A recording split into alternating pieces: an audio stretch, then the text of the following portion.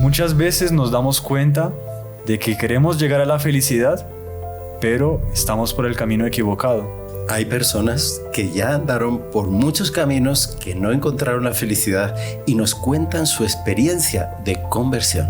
Acompáñanos en este podcast y te contaremos casos impresionantes de conversiones al catolicismo. Conversando con los Caballeros de la Virgen, el podcast mariano. Salve María, bienvenidos a este podcast Conversando con los Caballeros de la Virgen. Hoy tenemos un tema que realmente es apasionante, realmente es increíble ya que nos vamos acercando a la Cuaresma, estamos en estos días muy cerca y pues siempre en la Cuaresma se habla de la conversión. Conversión se habla muchísimo, se escucha muchísimo, pero pues nadie sabe qué es, así como a ciencia cierta, qué es la conversión. Y realmente es un tema muy profundo y muy apasionante. Tenemos la alegría de tener con nosotros al Padre Manuel Rodríguez. Salve María, Padre. Salve María, hermano Alfonso.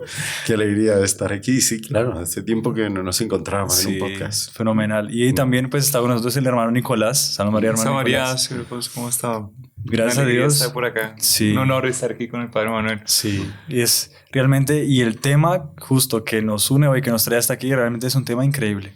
Fue como una especie de catarata de gracias. Fue una bendición. Personalmente fue así, fue una bendición. Porque una frase que doctor Riño decía que no hay mayor alegría que ver la gracia actuando en otra persona, ¿no? Sí. Y es justamente de eso lo que vamos a hablar. Es de las cosas más bonitas que existen en este mundo, sí. A veces tan feo, tan triste. Y de lo más bonito, lo más alegre que hay es ver la gracia dando frutos en el alma de las personas que se abren. Exactamente. Y justo ese es el tema, la conversión. Padre, ¿qué es convertirse? Tiene mucha relación con la gracia, porque la conversión, convertirse es cambiar de dirección, digamos, hacia donde uno va. Va por un camino hacia algo, ¿no? Entonces, el convertirse es ponerse en el camino de Dios. Interesante. Eso es convergir hacia Dios, ir hacia Dios. Entonces, es una persona que iba alejada de Dios, alejada de la fe, y de repente es llamada por iniciativa de Dios a dirigirse hacia Él, a cambiar el ritmo, el rumbo de su vida. Y ahí es la conversión verdadera. Claro que a lo largo de la vida a todos el Señor nos va llamando cada vez a ajustarnos más a Él. Pero sobre todo esas conversiones, en el primer llamado, cuando la persona está totalmente perdida, tienen una belleza especial. Es espectacular. Porque cambian 180 grados el rumbo, digamos, y va hacia aquí y de repente cambia completamente. Literal. ¿Sabe que ahora recordábamos una filóloga hebrea, pues doña Silvia, que es terciaria allá en España? Ella decía justamente, hablaba que en la Biblia la palabra conversión, el hebreo, ahora no me acuerdo el nombre en hebreo, la palabra en hebreo, sí. Pero que es justamente eso. Es el verbo cuando uno va caminando, alguien lo llama y la persona se gira y voltea a mirar ese verbo. Ese es el verbo que ellos utilizan para la conversión. Conversión. Yo voy en mi camino, alguien me llamó, me giré. Ese girarse, eso es conversión. Justamente lo que usted decía. Exacto. Y es muy impresionante. No sé si pasamos de una vez a los testimonios y vamos explicando cómo funciona de repente, o si usted quiere explicar una teoría y ahí sí. O sea, la teoría es sencilla, o sea, porque como es siempre, para que haya una conversión verdadera, hay una iniciativa de Dios, llamada de Dios por la gracia. Es una gracia a la conversión, porque como Santa Teresita de Jesús decía, ¿no? Santa Teresita decía de Jesús, todo es gracia, en ese sentido, de que para nosotros poder hacer una oración bien hecha, si no recibimos una gracia de Dios, no conseguimos. Si nosotros queremos hacer un progreso en la vida espiritual, acercarnos más a Dios, al ideal de santidad, si no es por una gracia de Dios, no conseguimos. Hacer un buen propósito, o sea, solamente tener la idea de hacer un buen propósito, de abandonar un vicio o incluso hacer un pequeño sacrificio. Eso, si no es una gracia de Dios, de nosotros no nace eso. O sea, todo es gracia de Dios, iniciativa de Dios. Continuamente nos está llamando, claro. ¿Qué pasa? Que no todo el mundo responde a esa llamada de Dios, pero todos la recibimos. Y eso lo vamos a ver en los testimonios que usted dice. Interesante.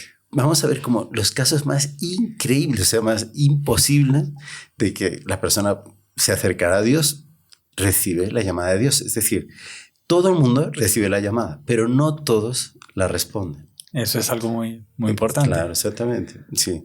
Y aquí hay varios elementos que van a ir apareciendo en esos casos concretos, que normalmente la llamada de Dios se hace a través o influyen otras personas. Eso es importante. Nadie se convierte solo.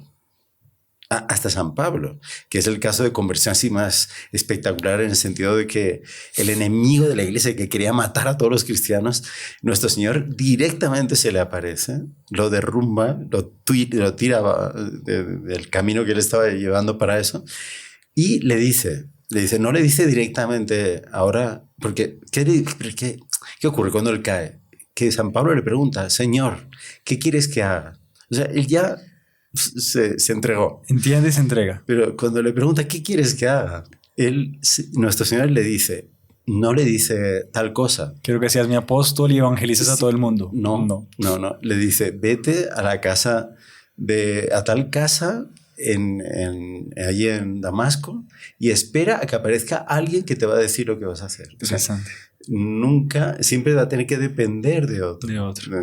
Esa conversión, es muy interesante. Nadie va al cielo solo, ¿no? Exactamente, eso. Ahí Nadie está va el al cielo punto. solo. Sí.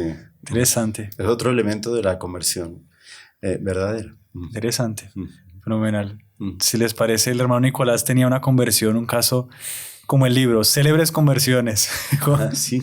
Que lo estaba leyendo, es excelente. Que a propósito, es una obra muy interesante. Uno de nuestros padres, de los sacerdotes, que nos forman bastante, nos recomendó la lectura de este libro. Y bueno, es que aquí esto realmente es una joya. Y cualquier libro de conversiones. Sí. Este libro es muy interesante porque es un sacerdote, padre Jean-José Huguet, francés. Él recopila aquí varias conversiones célebres, ese es el título, conversiones célebres del siglo XIX, siglo XX. Y bueno, es que contar una sola conversión es un poco complicado, pero usted había ahorita mencionado, ya que usted pidió un primer caso, usted había mencionado esta terminología que utilizan los judíos cuando hablan de conversión, que es ser llamado y mirar para atrás y cambiar de rumbo completamente. Entonces el primer caso que yo tal vez queríamos poner aquí, si a ustedes les parece, es la conversión de un judío. Imagínense una conversión judía, hablamos de San Pablo era judío, un judío reciente, es prácticamente del año 1802, 1803, y este hombre pertenece a una familia muy rica, nace en Estrasburgo, Francia, y bueno, el hombre con una proyección completa, muy capaz, muy inteligente. El papá era nada más y nada menos que jefe de la sinagoga del lugar, digamos. Estaba muy metido en la situación, en la religión hebraica. Muy practicante. Muy practicante. Y ellos tienen eran dos hermanos en concreto, Teodoro María y Alfonso María.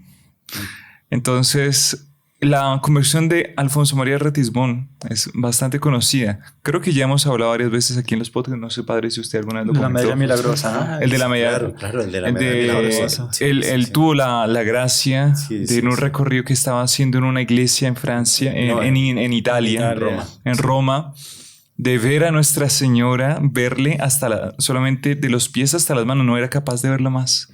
Él había entrado allí por... él fue la conversión arquetípica así de la medalla milagrosa. Sí, de la medalla milagrosa, porque era la imagen de la medalla milagrosa. Sí, y además el amigo le había dado una medalla milagrosa para que le llevara durante un mes, ¿no? Algo así, era un desafío, ¿no? Que tenía que leer lo que estaba escrito en la medalla. Y este hombre es muy... ateo, ¿no? Ellos eran... Entonces, era judío, pero no creían. Eran judíos. Estos dos hermanos no eran practicantes. No, claro. Ellos, sobre todo, Alfonso se había vuelto más escéptico porque Teodoro se había convertido 15, 16 años antes de Alfonso María Ratisbonne. O sea, él era... Sí. Se había convertido en la iglesia católica. En la iglesia católica. Y el proceso de conversión de él empieza... ¿Por qué? Porque por un hecho muy interesante que era realmente, claro, como usted mencionaba, la personalidad de cada uno, pero Dios hablándole a través de la figura maternal de su madre. Entonces, él empieza a ser atraído por un aspecto muy interesante, que es la bondad de su mamá. Solamente que ellos pierden a su mamá a los 16 años. La mamá fallece y él queda en shock. Y él empieza a buscar la vida del mundo, buscar los placeres, los placeres, pero sobre todo algo que le llenara el alma. Porque un hombre muy capaz y un hombre que iba analizando la situación de la vida. Entonces, ¿qué era lo que yo quería? ¿Cuál era mi proyección? Entonces, el papá, además de ser un judío bien practicante, era muy buen comerciante también. Claro, pues la parte económica, creo que Monseñor Juan decía, judío nunca dejó caer una moneda en el piso. O sea, ellos toman mucho cuidado con eso y bueno, este hombre, comerciante, pero eximio, y Teodoro María, se le presenta esa oportunidad. Entonces empieza a entrar ahí, no le llama la atención. Queda como que saciado, no le entra. Y ahí después, en determinado momento dice, no, papá, ¿sabe qué? Yo voy a estudiar Derecho. Entonces quiero ir a París a estudiar Derecho. Bueno, a París. Cuando llega a París, él se da cuenta y dice, hay una voz interior que me dice que me devuelva. Pero que decía, él decía, pero me estoy volviendo loco porque es que, claro, pero me voy a volver a Estrasburgo y me decía, solamente me llega una palabra a la cabeza, Estrasburgo. Regrese. Y cuando acaba de llegar a París a estudiar Derecho, cuando se acaba de despedir por un largo tiempo de la familia. Porque decía que se iba a quedar como abogado, iba a estudiar. Él, que era un hombre muy racional, decía, esto es ilógico. Completamente. Pero vuelve. Entonces dice, yo voy a cometer un acto ilógico ante los ojos de todos, pero yo no me puedo aguantar esta voz interior que me dice, vuelva a Estrasburgo. Increíble. Y ese mismo día volví a Estrasburgo. Y cuando vuelve a Estrasburgo, ahí empieza ese proceso de conversión increíble, que es que encuentra por pura casualidad en la estación de tren una persona que le invita a un curso de filosofía. Increíble. Otra época, Un curso del siglo XIX. Sí, madre. Era un joven más o menos de 22 a 24 años más o menos tenía en ese momento. Y él empieza y dice, ve, ahí está la excusa. Va a decir, papá, no, creo que me engañé. Creo que el derecho no es lo mío. Voy a estudiar filosofía. Porque por lo menos en la filosofía encontramos alguna explicación de lo que podríamos ser y lo que estamos buscando. Entonces, claro, el sentido de la vida. Exactamente. Entonces, no, ahora voy a estudiar filosofía.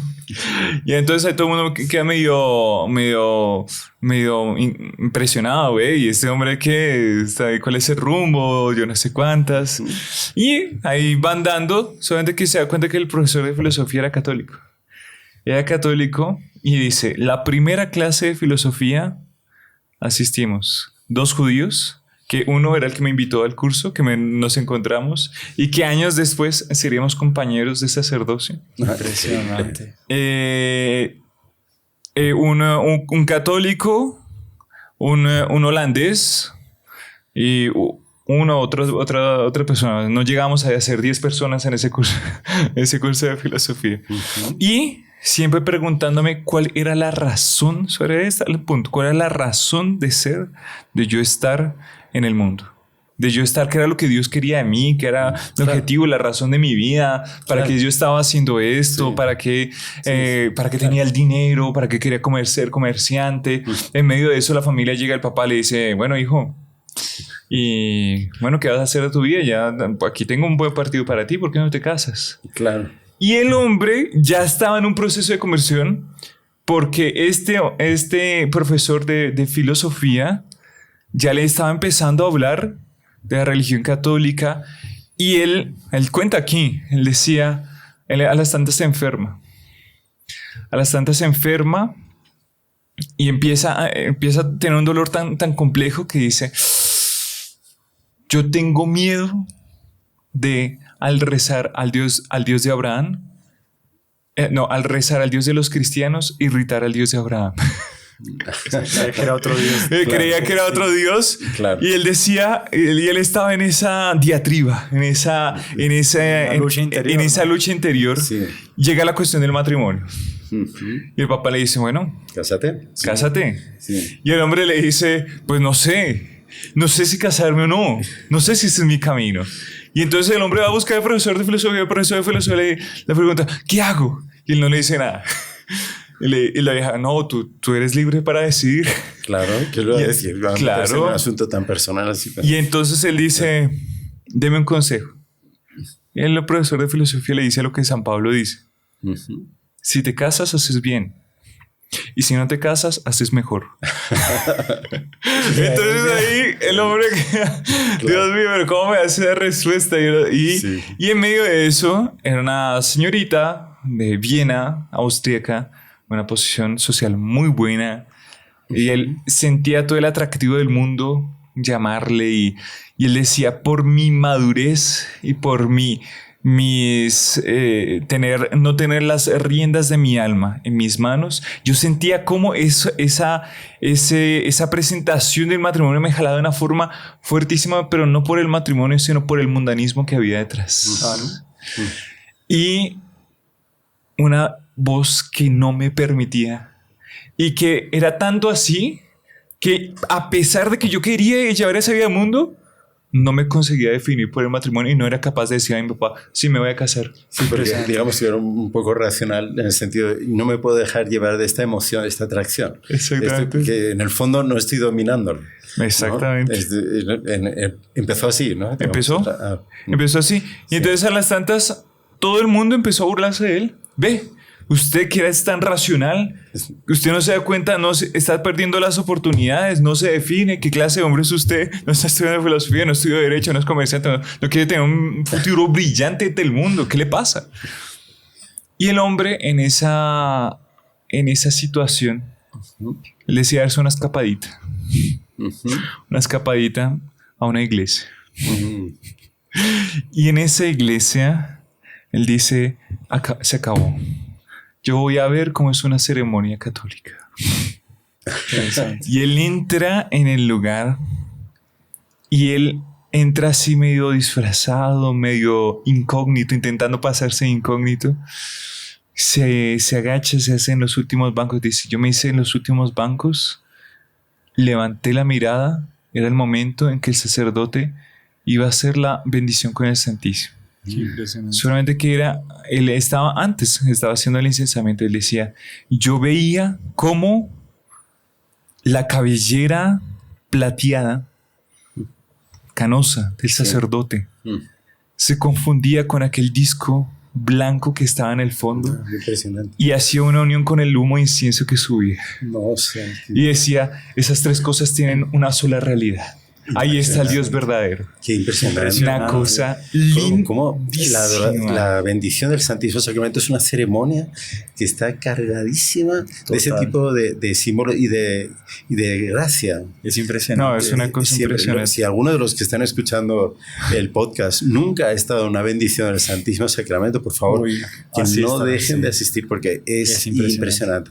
Y en todas las casas nuestras, siempre hay adoración al Santísimo y bendición con el Santísimo todos los días. Y que son tesoros que tenemos ahí en la mano. Sí, los católicos. ¿Y quién se da cuenta? El que estaba afuera. Claro, el judío que estaba afuera se daba cuenta de la maravilla de lo que nosotros tenemos al alcance de nuestra mano todos los días. Sí. Eso mismo lo dice la esposa de Scott Hahn.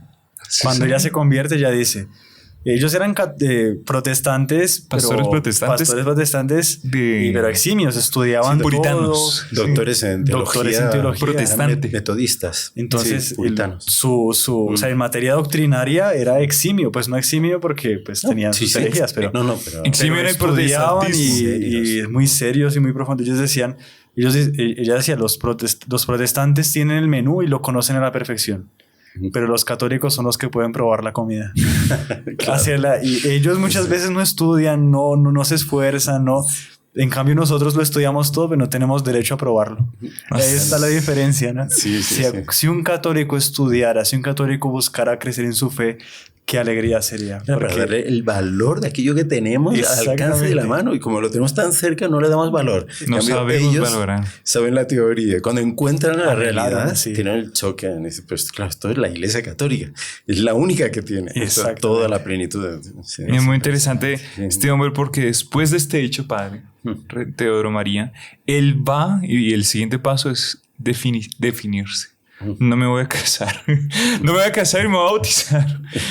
Y Pues entonces, católico, sí, a bautizar como católico. Solamente que todo eso, claro, calladito, porque, o sea, el papá era el jefe de la sinagoga. Es de las familias más ricas de del las mundo. familias más ricas del mundo, porque claro, en Europa, en pleno inicio del siglo XIX, hombre, güey, el hombre era, y él era el papá lo tenía como el hijo querido. No, era el heredero. El Depositario de todo, el que va a recibir todo. como dicen los judíos, el depositario de la promesa. Sí, literal. Y entonces el hombre se va a bautizar un día de incógnito, dice, habla con el sacerdote, va, lo busca y dice, yo quiero ser católico. Yo creo que él se da cuenta la grandeza del bautismo y él dice, hasta que llegó el gran día de ser bautizado. Cuando yo iba a salir, me encuentro con mi hermano, con Alfonso. Y Alfonso me mira a los ojos y me pregunta de una forma muy distinta, ¿a dónde vas? él ya se había intuido y él decía, todos en mi casa no entendían, pero algo les decía que había algo distinto en mí y que no eran capaces de explicitarlo. Y Teodoro dice, Alfonso, voy aquí al lado. Y él decía, efectivamente sí. Era un paso que me separaba Moisés de Jesucristo, el Antiguo del Nuevo Testamento, la promesa al cumplimiento de la promesa. Claro, era un paso. Era un paso. Era aquí al lado, claro. Que está tan pegado. Y ahí se dio cuenta que el Dios de Abraham era el mismo Dios que nuestro Señor Jesucristo. Exactamente. Solo que, claro, era un paso, pero había que darlo y no era fácil. Claro. Y ahora usted cómo es impresionante. Sí. Claro, en la práctica se entiende más y se pueden sacar más frutos. Usted ve cómo los demás notaron la conversión. Sí, claro. Los demás notan la gracia. La cantidad de consagrados que le deben escribir a usted, Padre Manuel. Y dice, no, ves que en mi entorno ya no me miran igual, yo no soy tan no sé qué. En mi trabajo. Ya no soy tan normal. Ya se dan cuenta de que yo soy diferente. ¿Qué te ha pasado?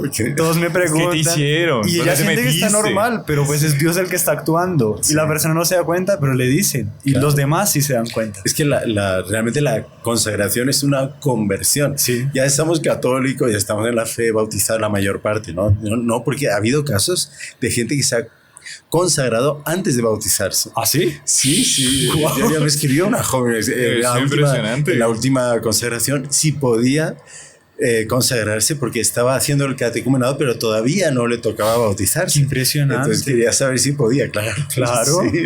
Eso le ayuda más todavía. Claro, exactamente. Qué impresionante. Tal vez le da un presupuesto para aprovechar más esas gracias que vienen del bautismo y los sacramentos. Sí. Entonces es una conversión dentro de la conversión y a todos nos toca convertirnos en algún momento y es una renovación del bautismo. Es impresionante. Y por eso todo el mundo nota el cambio. Sí, es impresionante. Y al final, maravilla. Al final, pues ¿sabe qué empezó a hacer el hombre? El hombre se bautiza en silencio y el hombre se empieza a ir a misa.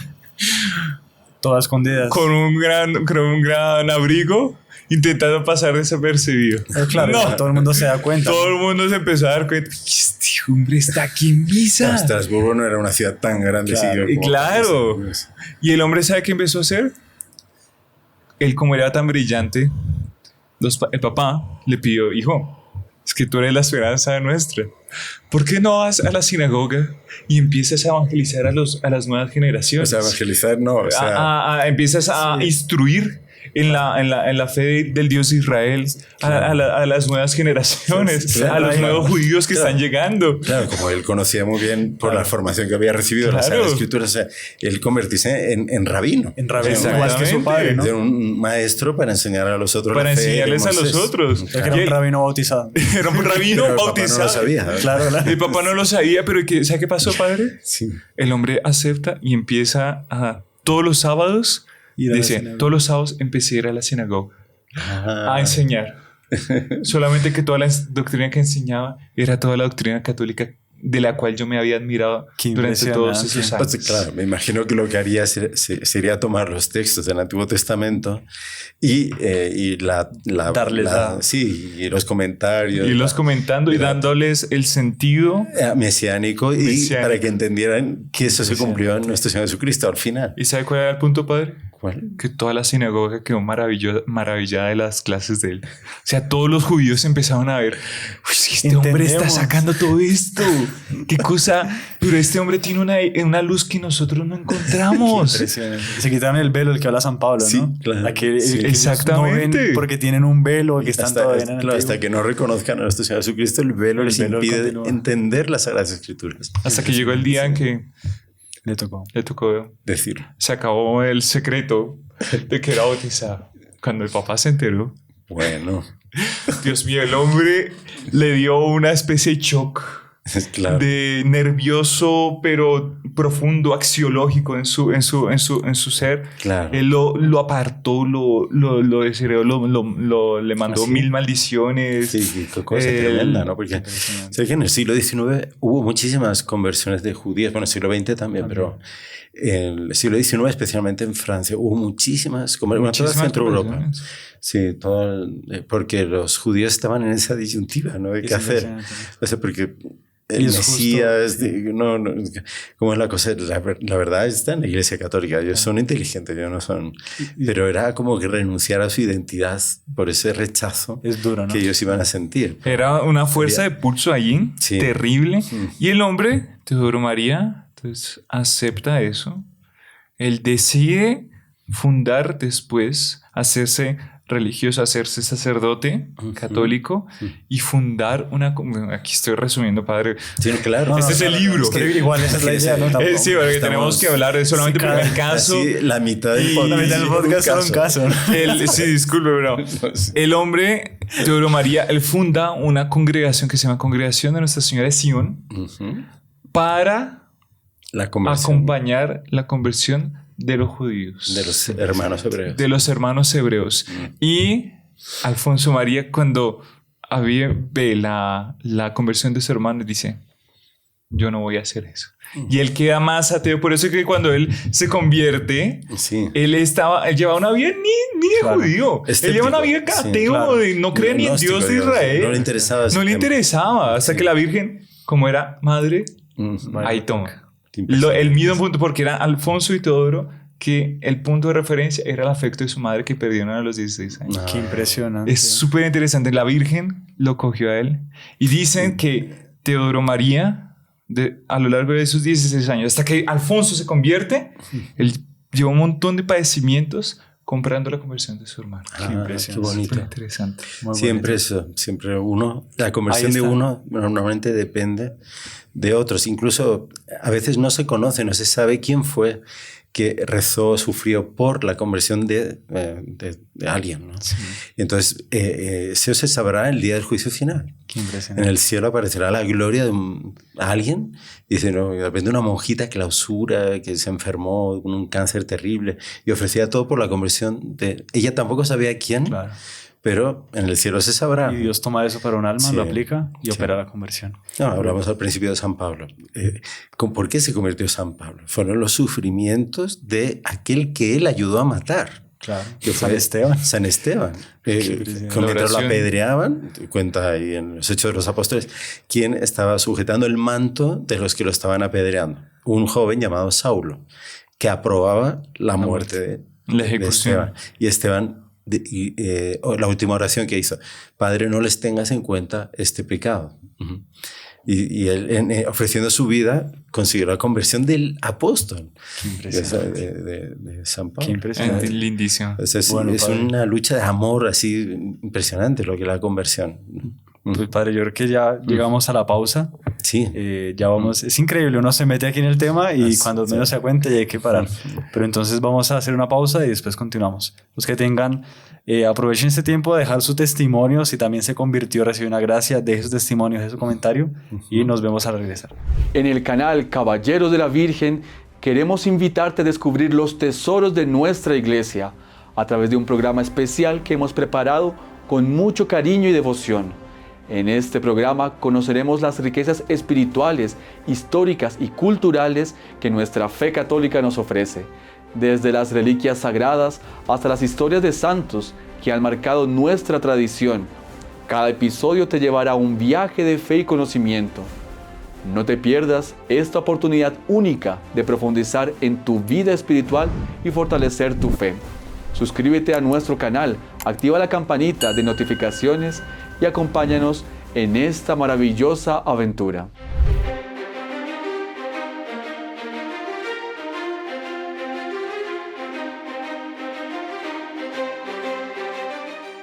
Tesoros de nuestra iglesia. Y continuamos, ¿no? O sea, regresamos a este tema tan interesante. Apasionante. Ahora, padre, usted tenía un caso fresquito. Porque, bueno, el siglo XIX suena lejos. Sí, pero sí. ¿y ahora? ¿Dios sigue actuando hoy en día? O sea, es que podríamos hablar los casos de conversión desde San Pablo, que es de los primeros, ¿verdad? Después los primeros cristianos. Pues, ¿cuántos hasta que son grandes escritores cristianos del inicio de la iglesia se convirtieron en el inicio de la iglesia porque venía del paganismo la mayor parte? Sí. Ya no eran judíos como Saulo, sino que eran ya paganos, de que adoraban los dioses y el Olimpo y todo aquello de Zeus y Júpiter. Tenían una cantidad de costumbres rarísimas. No, claro, y esto se convierten también por gracias, pero las gracias, es impresionante, puede ocurrir en cualquier momento. Por ejemplo, usted agarre un Tertuliano, que era un genio, era un tipo inteligentísimo, y uno de los escritores cristianos más del inicio de la iglesia. Bueno, pues él, ¿cómo se convirtió? Él iba al circo a ver cómo mataban a los cristianos. O sea, él iba a ver los asesinatos. Claro, como era era pagano, decía, hoy esta tarde tenemos espectáculo porque han agarrado a los cristianos. Y él, viendo aquella masacre y las fieras comiendo así, despedazando los pobres cuerpos de los cristianos, él al ver la paz con que morían y pidiendo o rezando por aquellos que los estaban matando, él queda tan impactado que él sale del circo ya transformado. Y dice, yo tengo que ser cristiano también. O sea, esto es algo superior. La gracia tocaba, por los sacrificios de los mártires, tocaba el corazón de esos fieras, que eran los espectadores que se regocijaban en la sangre de los cristianos. Qué impresionante. O sea, la conversión es una cosa irresistible. O sea, en cualquier momento toca a cualquiera. Es una cosa impresionante. Pero eso de los primeros cristianos, en cada época de la historia ha habido conversiones. San Agustín, bueno, las oraciones de su madre, sí. Es todo un proceso. Después, muchas veces que la persona no entiende qué es lo que está pasando. O sea, San Agustín era también una cabeza privilegiada, inteligentísimo, pero él es perseguido por las oraciones de su madre. Sí. En determinado momento escucha una música al pasar por delante de una iglesia cuando estaba allí en Milán, ¿no? Y resulta que era una misa que estaba celebrando San Ambrosio, rito ambrosiano, obispo. Y él escucha por lo bonito que sonaba la música, él entra. Y al entrar, después escucha hablar a San Ambrosio, él queda impactado. Y por eso él acaba convirtiéndose, ¿no? Y son fases, ¿no? Bueno, San Agustín es como para hacer solo un podcast de él. La conversión de él, sí. Es lindísima la conversión. Pero igual era durísimo, la cabeza era durísima. No, era duro. Rezaba, decía, Dios mío, conviérteme, pero todavía no. Yo quiero gozar un poquito más. Sí, era pegado a los gozos de la vida. No, tremendo. Ya era una vida... Y su madre sufriendo, llorando, Santa Mónica. San Ambrosio partiéndose la cabeza buscando una manera como convertirlo y el otro rezaba, yo quiero, pero todavía no. O sea, la razón le decía la cosa y el apego de él, las malas costumbres de él, los vicios, no le dejaban. Es durísimo. Es impresionante. Pero Dios detrás, ¿no? Detrás. Y haciendo de todo. Y no se cansa y vuelve a llamar llamar a la puerta del corazón hasta que se abrió, ¿no? Y dio un santazo. De que, bueno, pues hoy en día existen esas conversiones también, esas llamadas de Dios impresionantes. Y voy a contar el caso de una china pagana, nacida en China en este siglo, siglo XXI, por lo tanto. Y ella se bautizó en enero de este año. Ahorita, pero sí, se acabó de bautizar. Súper reciente, padre. Sí. Ella se llama Wen Yirui, perdón. Sí. Wen Yirui. Bueno, no voy a contar detalles de la familia de ella y tal. Ella está en China. Pero ella, digamos, en China las relaciones, incluso dentro de la familia, son muy duras, basadas en una disciplina así como muy estricta. Y entonces ella dice que nunca podía manifestar sus emociones, incluso con sus padres. Pero cuando descubre la música en el colegio, dice, ella se emocionó de poder expresar los sentimientos de ella a través de la música. Entonces aprendió el piano rapidísimo. Por eso, porque quería expresar eso. Es un alma así muy oriental, ¿no? Entonces, pero los estudios le llevan a admirar muchísimo a Vivaldi y quiere estudiar en Europa para conocer más la música europea y tal. Entonces se va a Italia, al conservatorio en Milán, y empieza a estudiar allí. Entonces un profesor que era ateo en el conservatorio de Milán, dice, recibe de ella una pregunta mientras estaba interpretando al piano el Gloria de Vivaldi. Sí, y al instante es el Cordero de Dios que quita el pecado del mundo. Y ella le pregunta, pero ¿qué es eso, Cordero de Dios? ¿No? Al profesor ateo. Claro, porque ella nunca había oído una hablar. pagana preguntándole a un ateo sobre el Cordero de Dios. Ella, claro, nunca había oído hablar de Dios. Su familia era totalmente ateos, miembros del Partido Comunista, eran profesores en una universidad allí en donde ella vivía. Y no sabía nada de Dios. Entonces ella decía que ella escuchaba las músicas de Bach, oratorios, cosas, y decía, esta música no es solo la música. Es decir, yo podía aprender la técnica perfecta, pero ella transmite algo que yo no sé qué es. Interesante. Que no es material, ¿no? Y que no es material. Hay un mensaje en esta música que yo no entiendo. Ella entendía que había un mensaje de algo superior a la técnica, a los meros sonidos y lo que fuera, la partitura, ¿no? Entonces, por eso le pregunta, ¿por qué es esto, Cordero? Después, ¿cómo podemos celebrar en otra parte de la música que ha muerto Dios? ¿Cómo Dios puede morir? ¿No?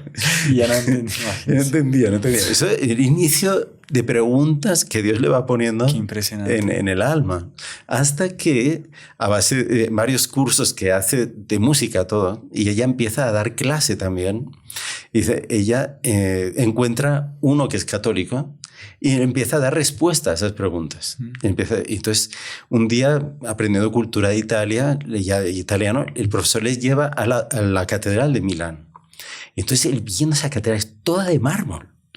Todas las paredes, toda una catedral gótica espectacular. Solo afuera la catedral gótica tiene más estatuas de santos, santas, de ángeles. Tiene más de 2000 estatuas. Entonces, muchas están allá arriba del tejado. Nadie las ve.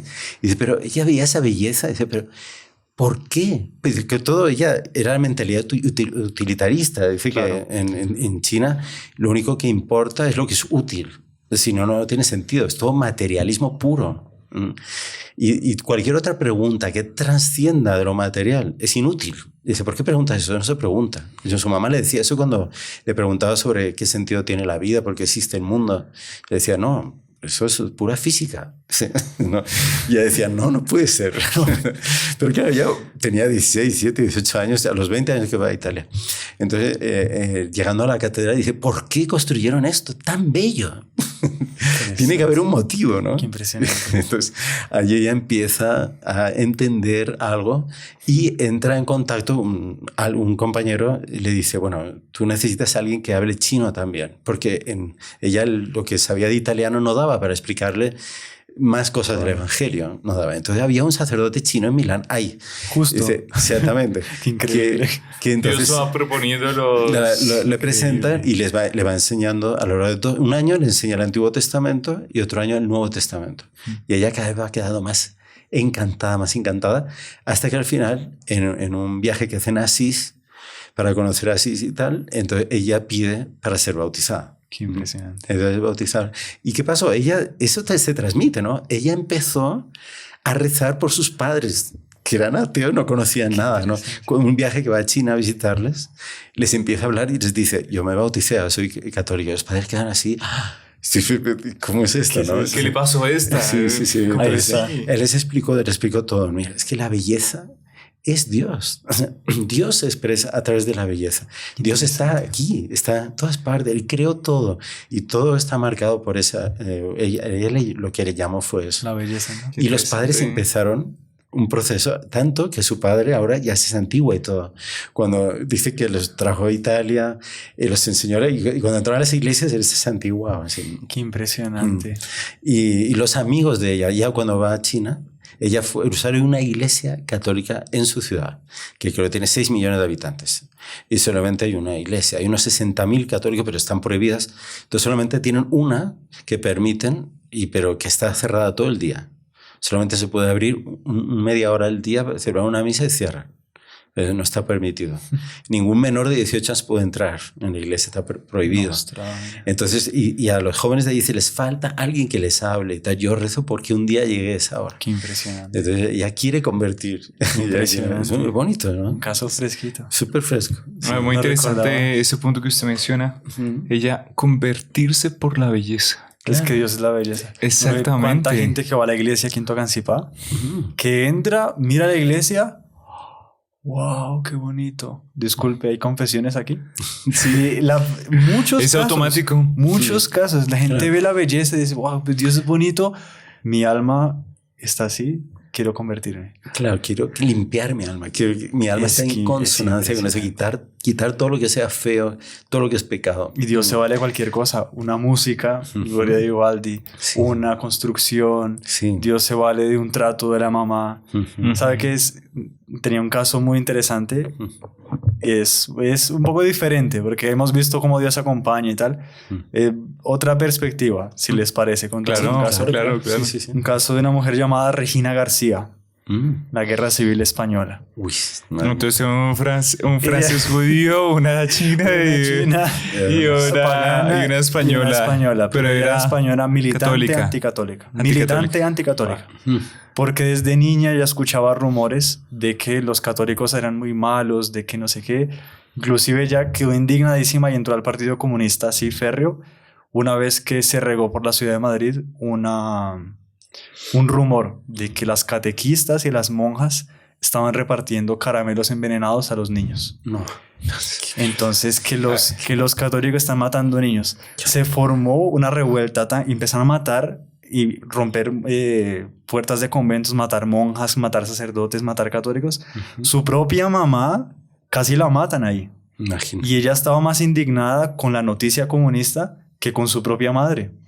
Y ella estaba contenta con que ella casi la dejaron casi que cuadraplégica. Su madre quedó lisiada de por vida porque la intentaron matar por esa calumnia. Por esa calumnia. Las eternas calumnias que ella hacen se a la Santa volvió Iglesia. la jefe del departamento de prensa y propulsión del Partido Comunista Español. O sea, ella era la que llevaba adelante todos esos rumores, todo eso. Claro, ella debe de salir en los libros de historia y todo. Porque es un caso famosísimo. Ella tenía todo. Cuando entró al Partido Comunista le empezó a ir bien, tenía mucho dinero, tenía no sé si esposo, porque bueno, tenía una pareja y bueno, les iba súper bien. Ella decía, yo tenía todo en mi vida.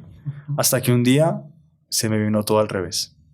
Mi esposo se fue con otra, empecé a perder todo el dinero, había perdido absolutamente todo, estaba sola en casa, lo único que me quedaba era mi hija.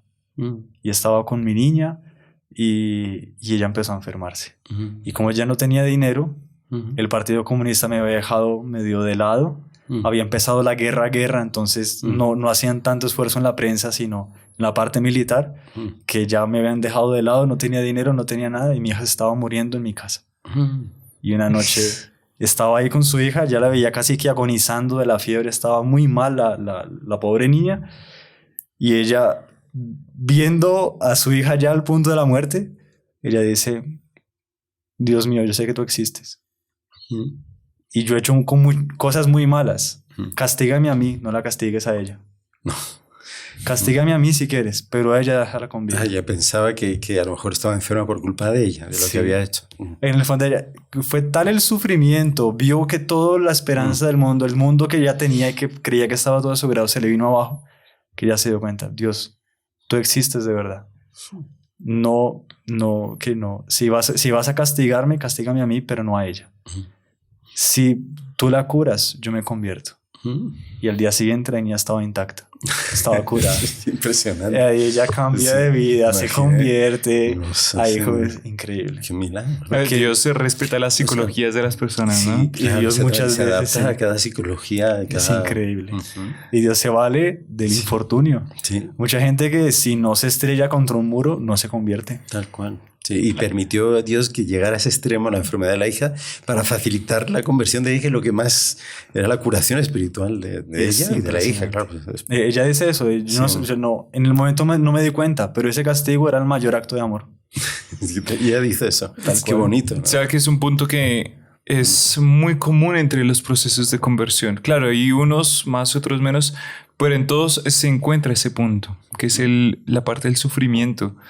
¿Por qué? Porque es la forma como Dios purifica a la persona de todo ese proceso, de toda esa vida pasada que llevó, y le va dando la oportunidad de desapegarse a todo lo que le amarra al mundo y empezar a valorar y amar todo aquello que le une a Dios. Claro. Entonces, ese proceso, o sea, es muchas veces es a través del sufrimiento de un infortunio, así como ella que entra la acción de la gracia de una forma fulminante y que es otro punto que para este mundo, no sé, padre, si a usted qué le parece, pero que mucha gente que dice, no, pero se queja del sufrimiento, pero el sufrimiento es una bendición. O sea, quién sabe si Dios está usando eso para el bien de él, ¿no? Sí, o claro, para que además, compre... darse cuenta de que esta vida aquí no es lo más importante ni lo definitivo, o sea, porque para vivir solamente para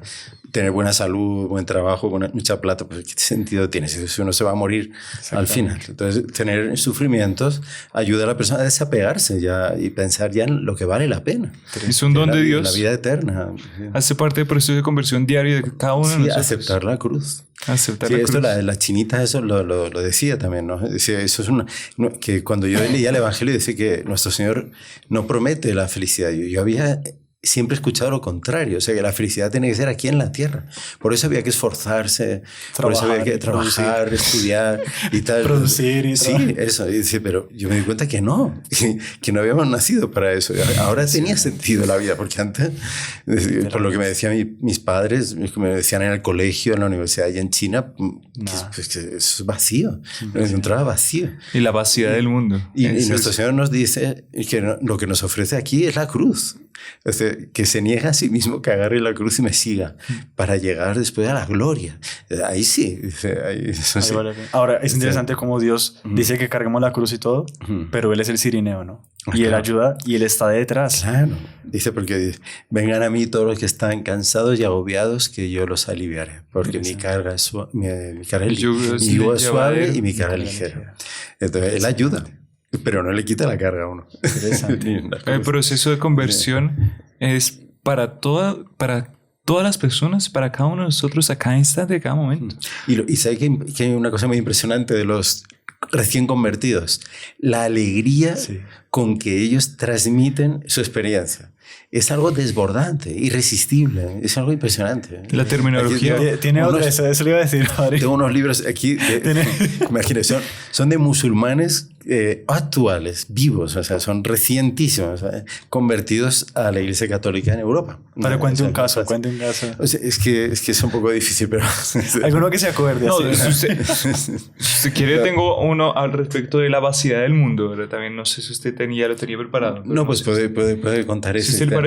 Lo que me llama la atención de estos musulmanes, muchos a través de la Virgen María directamente. Qué interesante. Desde una visita a Lourdes, por ejemplo, una cosa así, y es impresionante. De hecho, si uno va a Lourdes, siempre se encuentra muchos, va mucho musulmán y mucho indiano sobre todo. Mucha gente de la India que va porque... Y sienten la presencia de Dios, de no sé qué, y sienten una bondad maternal así de la Virgen María, impresionante. Ellos siempre están acostumbrados a una religión así hecha de una especie de temor en relación a un Dios todopoderoso que puede disponer de la vida de cualquiera, castigarla en cualquier momento. Y ellos se sienten ahí como acogidos por una mamá, y que les lleva a un hijo que es su hermano. Están esperando el látigo y les llega con afecto. Con afecto, con bondad. Entonces es impresionante, es un cambio también de mentalidad total. Así. Padre, yo no sé si usted quiere contar ese caso. No, cuente. Sí. Bueno, no es algo muy sencillo, pero es también un caso lindísimo, pero muestra mucho, esta persona se dio cuenta, realmente todos esos procesos de conversión le deja muy claro a las personas cuál es la vaciedad de la vida que buscaron perseguir a lo largo de su existencia. Y el proceso de conversión es propiamente encontrar a Dios muchas veces en el sufrimiento. El doctor Plinio, comentando, si no es este caso es otra, pero pues vale la introducción para las dos.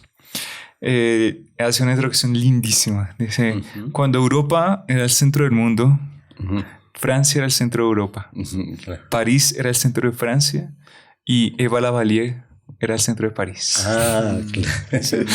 Eva Lavalier. Sí. Una mujer, bueno, era actriz, no era de teatro. No era cine, era teatro.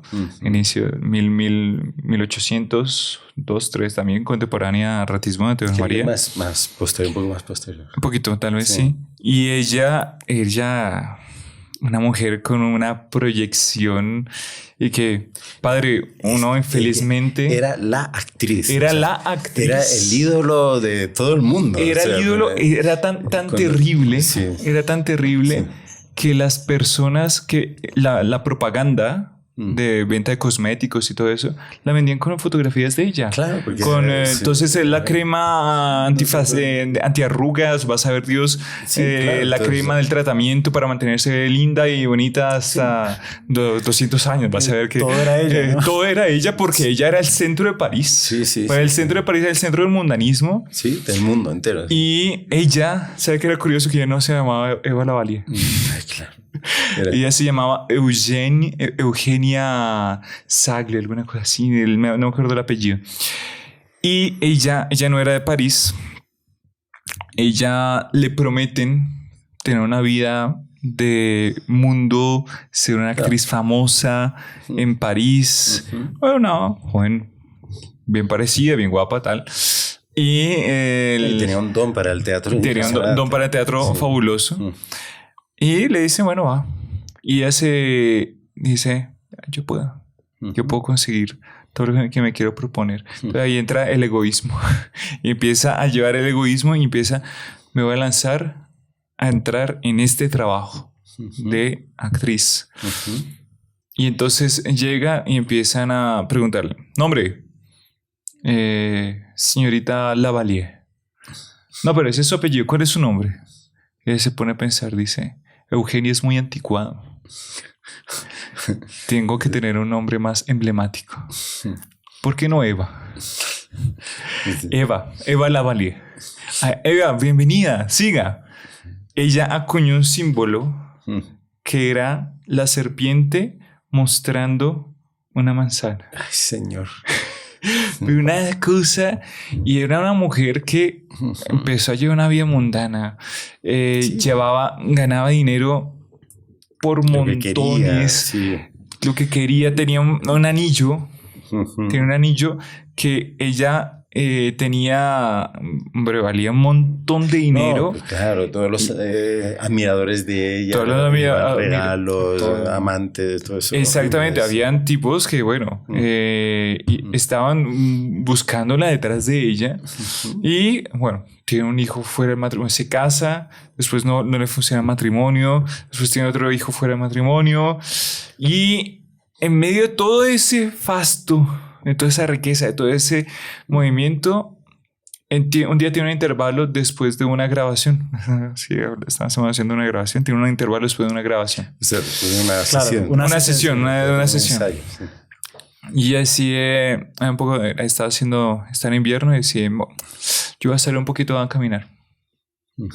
Y él sale a caminar, se pone un abrigo de piel de vas a ver qué animal y Bisón. es súper bisón, así, una cosa Sí. súper carísima, Sí. con su anillo que vas a ver cuánto costaba.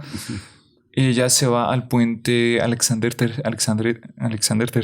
Ujú. Es uno de los puentes Sí. que por donde Sí. pasa el Sena.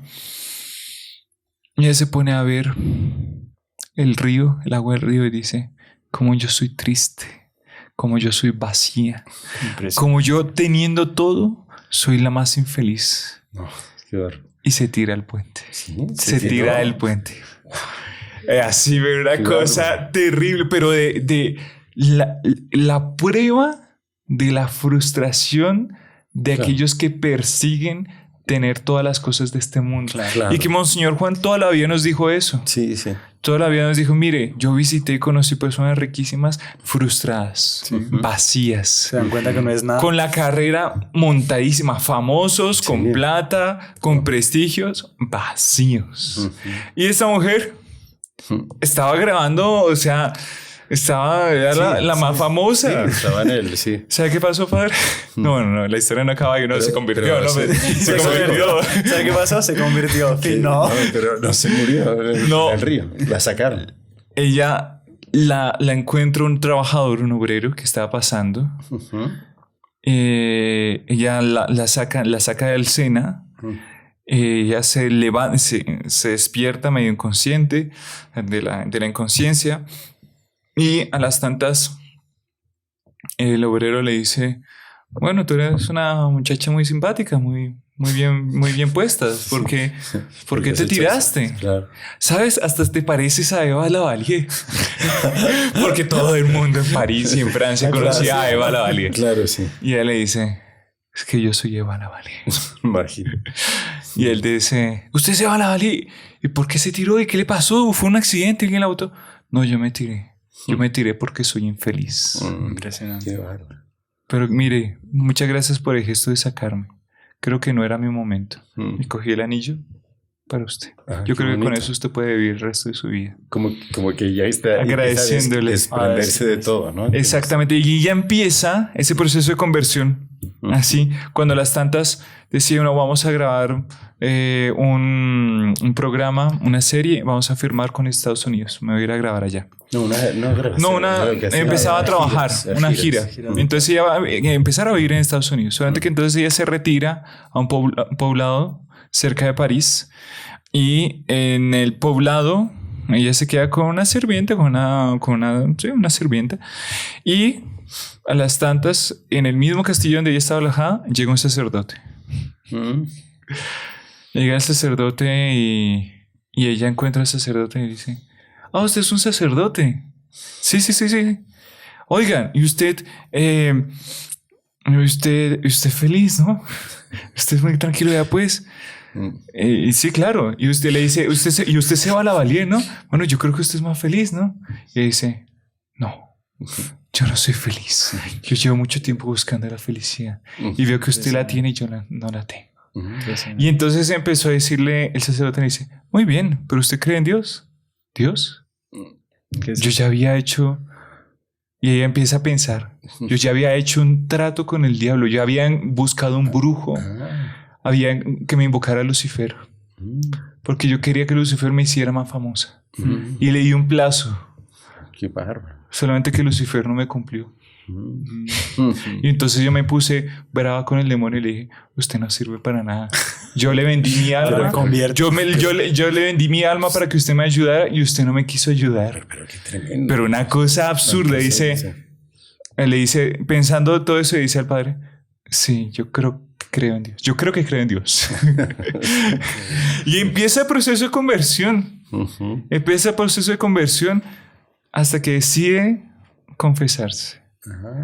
Porque ella dice: yo había hecho mi primera comunión, mi primera confesión, y fue mi primera y mi última confesión. Impresionante. Creo que padre de ustedes cogen muchos casos así, ¿no? Ella era católica y se convirtió al catolicismo. Era católica Claro, y se convirtió al catolicismo. No, eso es lo que escuchamos muchas veces en Tocancipá, después de las consagraciones o en preparación a la consagración, que muchas personas vienen a confesarse y a veces dicen, mira, padre, yo desde que hice mi primera comunión, yo me he vuelto a confesar, o sea, porque claro, siempre se confesan antes. O incluso a veces ni eso. Ni para la primera yo comunión. creo que cuando me confesé aquella vez lo hice mal. Impresionante. O sea, nunca habían recibido de verdad el perdón de los pecados. No sé. Sí. Y eso es algo que Les cambia la de vida. no creer la alegría de las personas al ser absueltas y salir del confesionario sin el peso, toda la carga de toda su vida. Y el Es una punto maravilla. de la alegría, ella dice que se confesó, lo mismo que usted mencionó ahorita, padre. Decía, yo nunca en mi vida había sentido tanta alegría después de haber pedido perdonar. No, claro, es el encuentro con nuestro Señor Jesucristo. Listo, ahí. Qué impresionante. Y lo mejor es que empezó ella, ¿sabe qué? Dijo, a partir de hoy, Eva Lavalier ha muerto para este mundo. Interesante. Y entonces empezó a vender todo. Empezó a vender todas las propiedades. Empezó y dijo, yo quiero ser monja. Y le pregunta al padre, ¿quiere ser monja? ¿Usted me aconseja? Pase la propuesta. Claro, era la mujer más famosa de Francia. Ahora va a ser monja. ¡Qué bomba! ¿Sabe qué pasa? En ningún monasterio la aceptaron. Mandó 15, 16 cartas a monasterios distintos y todas las monjas dijeron... También, O sea, no hay, imagínese o sea, qué difícil. Ella como que... No se va a adaptar. No. ¿Cómo de acostumbrada Complicado, complejo. a la fama. Y entonces ¿no? dice, padre, no me quieren aceptar como monja. Y el padre dijo, entendí que Dios quería que ella pasara por el sufrimiento antes de entrar a una vida más religiosa. Le dijo, está bien, venda todo y váyase a Lourdes. Y viva en Lourdes una vida de penitencia. Impresionante. Y en Lourdes ella se desaparece, tanto así que en todos los medios de comunicación, todos los periódicos de París, de Francia, empiezan a buscar Eva Lavalier se desaparece. Eva Lavalier no se reporta. Eva Lavalier durante 2 años. Cuando a las tantas la encuentran allá en París, en Lourdes. Eran dos personas que estaban discutiendo al respecto de las noticias. Y dice, ve, esta como que se parece a la que está en el periódico. Dice, ¿usted es esta? Sí, yo soy esa. ¿Y usted qué hace aquí? Está desaparecida. Ahora sí, dijo, desde el momento en que yo dejé el mundo y me convertí a Dios, pasó Eva Lavalier a ser la mujer más feliz del mundo. Ahí está, No, qué impresionante. Porque me di cuenta que en Dios uno está pleno, uno está feliz. En el mundo uno puede tener todo, pero es vacío. Es vacío. Y uno le da una frustración completa. Realmente es impresionantísimo. Seguro que mucha gente se convertiría por eso, ¿no? Impresionantísimo. Y porque tan famoso. es lo que todo el mundo persigue en este mundo. Todo el mundo busca ser rico, famoso, bello. Son casos que se repiten, ¿no? Porque hay casos actuales de personas muy parecidas a la Lavalier. Ahora no estoy recordando el nombre, pero recuerdo haber visto una gran actriz de Hollywood, pero muy reciente, hispana. Y se convirtió. No es monja. Esta no es monja. Ah, no es monja. No es monja, no. Pero ya se convirtió porque incluso en la carrera de ella, a las tantas ella está embarazada. Y entonces ella le obligan a abortar para poder, imagínese, ¿no? Terrible. Ella siente el horror de todo esto, de la vida que está llevando, y ella decide romper con todo y abandonar todo eso y dedicarse solo a la vida de oración y tal, pero no monja. Y ella, digamos, en su casa se retiró solo para orar sobre todo y reparar el pecado de aborto. Qué impresionante. Sí. Pues padre, el problema es que queda tema, pero se acabó el tiempo. Yo creo que si las personas quieren, pues dejen su comentario si quieren una parte 2, porque pues falta todavía explicar mucho. Ahora que usted estaba comentando, nos acordábamos hay un padre espiritualista que habla de los días de la creación en la conversión. Entonces son 6 etapas y todo, pero bueno, eso quedaría para después. Si quieren una parte 2, dejen sus comentarios porque lastimosamente se ha acabado el tiempo. Hemos traído cada uno por lo menos 2 o 3 y nos quedamos con la pila de libros del padre. No, hay unos casos que son impresionantes. Es increíble. Es que es impresionante cómo la gracia actúa, transforma y como decía la Madre Maravillas, si tú le dejas, actuar, hay que dejarla actuar. Pero ahí es una maravilla. Es impresionante. Maravilla. Entonces, pues nada, Padre, usted puede dar la bendición Sí, para claro, terminar. sí, para todos aquí, todos los seguidores aquí del podcast, vamos a mandarles la bendición. El Señor esté con ustedes. Y con tu espíritu. Y la bendición de Dios Todopoderoso, Padre, Hijo y Espíritu Santo, descienda sobre ustedes y permanezca para siempre. Amén. Bueno, salve María. Salve Salve María. María.